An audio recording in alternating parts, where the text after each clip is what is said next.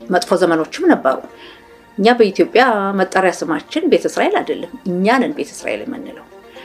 የኢትዮጵያ ሕዝብ በተለይ እኔ በነበርኩበት አካባቢ ጎንደር መጠሪያው ምንድን ነው? ፈላሻ ነው።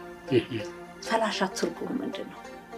ፈልሶ የመጣ ነው። አየህ፣ የቦታው ባለቤት አይደለም። ጥሩ ዘመናት እንደነበረው እያሳለፈው ቀላል አይደለም። ሃይማኖቱን በመጠበቁ ነው እንጂ ሌላው ምን ይለያል?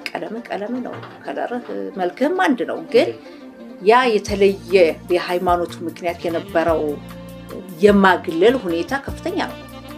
ከፈላሻ አልፎ ቡዳ፣ ካይላ ቀን ሰው ናቸው፣ ሌሊት ጅብ ናቸው።